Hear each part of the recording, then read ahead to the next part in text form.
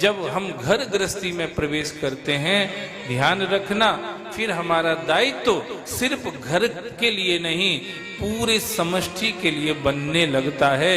क्योंकि गृहस्थ आश्रम मात्र एक ऐसा आश्रम है जहां से सबका ध्यान रखना चाहिए, ये कर्तव्य बनता है हमारा।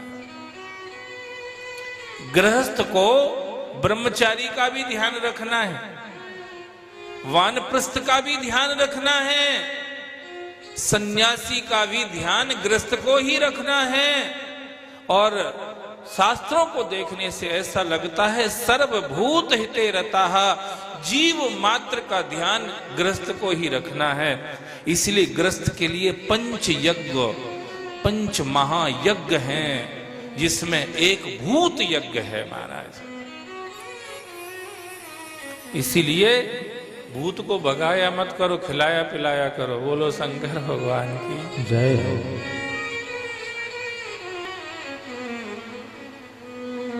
वहां भूत से मतलब ये नहीं है, वहां भूत का मतलब है जो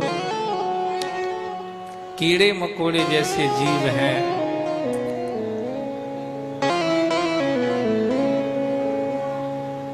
काक और कुत्ते जैसे जीव हैं, इनके लिए भी हमें हमारे घर से कुछ सेवा निकालना चाहिए महाराज, है ना। ब्रह्म यज्ञ, देव यज्ञ, ऋषि यज्ञ, अतिथि यज्ञ, भूत यज्ञ, ये 5 महायज्ञ हैं महाराज। ये किसको करना चाहिए? सन्यासी को। सन्यासी कहां से करेगा? उसके पास तो कुछ होता ही नहीं है। ब्रह्मचारी कर लेगा, कहां से करेगा? कुछ होता ही नहीं उसके पास। वानप्रस्थ के पास था तो उसने छोड़ दिया, क्यों करेगा? उनकी कोई ड्यूटी बनती नहीं, गृहस्थ की बनती है। कई लोग कहते हैं हम तो गृहस्थ आश्रम में रहते। अरे भैया, तुमने गृहस्थ आश्रम की परिभाषा पता है तुम्हें?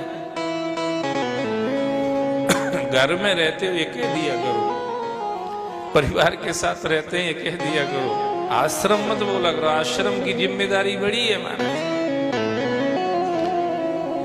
पत्नी के साथ रहते हैं, बच्चों के साथ रहते हैं, पति के साथ रहते हैं, ये कहा करो। गृहस्थ आश्रम कहोगे तो जिम्मेदारी बहुत ज्यादा है महाराज।